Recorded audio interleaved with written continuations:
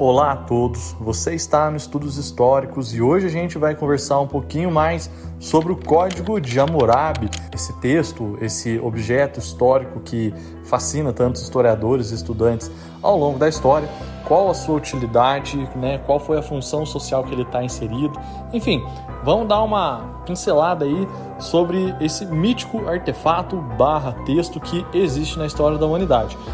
Bom, antes de tudo, gostaria de pedir para que você se inscreva aqui no canal, ative as notificações, o famoso sininho, para não perder nossos vídeos, deixe seu comentário interagindo assim com o vídeo, para o YouTube entender que a gente tem alguma relevância, sua curtida. Nos siga em outras redes sociais, como no Facebook e no Instagram, onde fazemos publicações diárias sobre os mais diversos assuntos. Você vai estar gostando de estar seguindo a gente por lá, tá bom? Meu nome é Leonardo e sem mais delongas, vamos ao vídeo.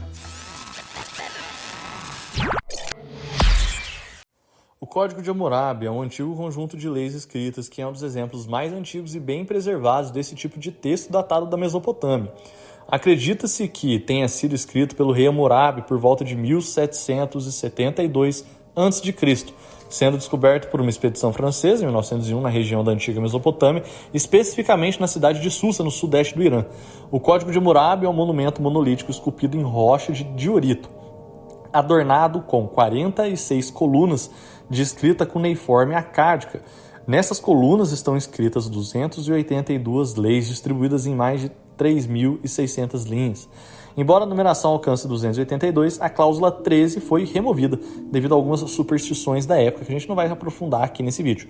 Com dimensões impressionantes, a peça possui cerca de 2,5 metros de altura por 1,5 metro de circunferência na parte superior, alcançando 1,90 m em sua base. E os artigos que estão escritos ali no código serviam como modelos para lidar com casos semelhantes, ou seja, garantir justiça, garantir um conjunto legal de regras e normas para uma sociedade. O código adota, por exemplo, o princípio de talião, conhecido como retaliação, e segundo esse mesmo princípio, a punição deveria ser proporcional ao ato cometido. Esse princípio de talião ficou conhecido aí na frase popular olho por olho e dente por dente. Na época de Hammurabi, a sociedade estava dividida em algumas classes sociais diferentes. Eu vou citar aqui as 3 classes para a gente ter uma ideia de como que funcionava essa divisão. Por quê? Porque a lei não era igual necessariamente para todos. Você possuía, sim, esse código de talião, porém, à medida que esse código, ou seja, o modo com que esse código era empregado na prática, variava de acordo com a classe social que você estava inserido. Óbvio, você tinha os Awilum, homens livres e proprietários de terras, dependentes do palácio e do templo, ou seja, homens de posse, homens de respeito, homens que exerciam uma influência até que grande dentro da política da Mesopotâmia. E é importante dizer que os Awilum frequentemente cometiam alguns crimes ali que estavam descritos no Código de Hammurabi, porém a punição nem sempre vinha com a mesma proporcionalidade que acontecia com as classes inferiores. No intermédio você tinha ali os Muskenum, que era uma camada intermediária que consistia em funcionários públicos com certos privilégios e no uso de terra, e por fim os Wardum, escravos que poderiam ser comprados, vendidos, conquistados, enfim, pessoas que não possuíam direitos dentro em uma sociedade mesopotâmica e também eram desprovidas aí de qualquer tipo de liberdade. Geralmente, os Varduns é a classe social na qual o código mais pesava sobre os ombros. Para a gente pontuar algumas coisas que haviam nesse código, algumas leis, a gente pode falar principalmente aí do cumprimento de contratos, que era extremamente importante naquele período para o funcionamento da sociedade mesopotâmica, o princípio de talião, como a gente já comentou aqui, punição por falso testemunho, que existe até hoje no Código de Direito Romano, no Código de Direito Moderno que usamos na nossa sociedade, leis sobre roubo, receptação, questões relacionadas a estu, regulamentos familiares, tratamento dos escravos, disposições sobre ajudar fugitivos, é uma infinidade de artigos, muitos deles ainda estão presentes nos conjuntos de leis modernos, tá?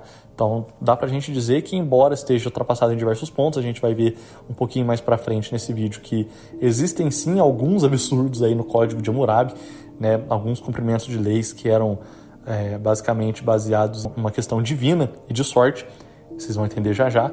Ainda assim, alguns outros pontos eram bem modernos para a época. Então havia uma questão de punitividade para estu, o que em muitas sociedades foi ter aí, até mesmo no período da Idade Contemporânea, muitas sociedades foi lidar com esse tipo de problema muito depois do Código de Hammurabi. Lá já tinha, de certo modo, algumas leis sobre esse assunto. Enfim, o falso testemunho é bem bacana dar uma olhadinha nos artigos todos certinhos, caso vocês tenham aí a curiosidade. É bem longo, mas vale a pena. Eu vou citar um aqui, que é o artigo 25, que a gente consegue ter uma ideia naquela questão do Código de Talião, porque ele basicamente rodeia todo o Código de Hammurabi. O artigo 25 diz o seguinte: se um construtor que edificou a casa para um Awilum, mas não reforçou o seu trabalho e a casa construiu e caiu, causando a morte do dono, esse construtor deverá ser morto.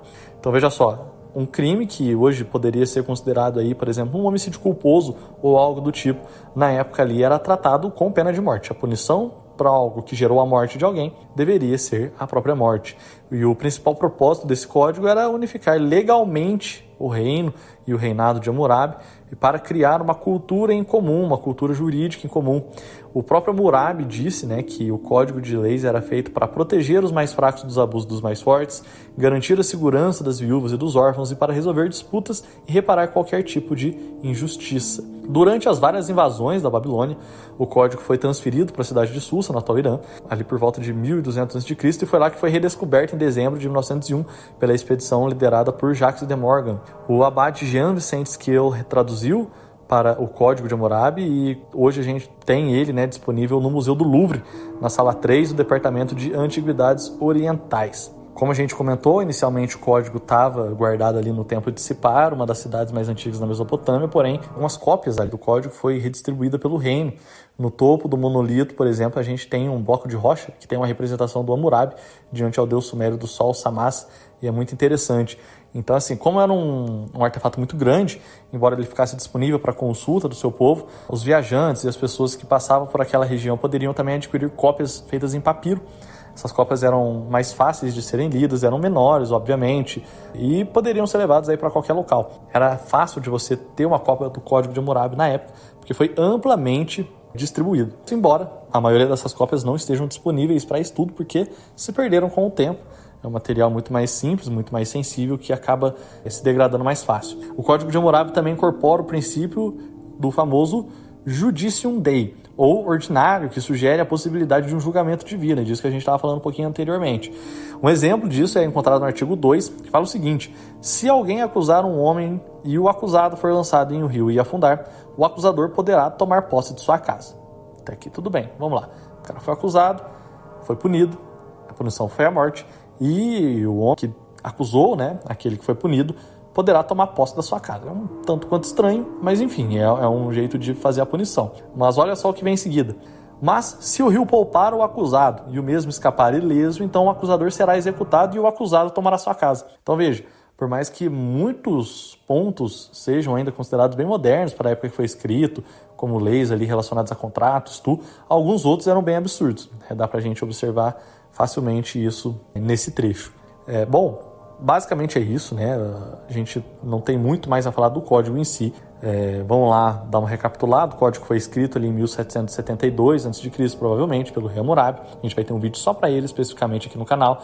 Descoberto por uma expedição francesa em 1901 e foi usado para basicamente unificar o reino mesopotâmico sobre um único conjunto de leis.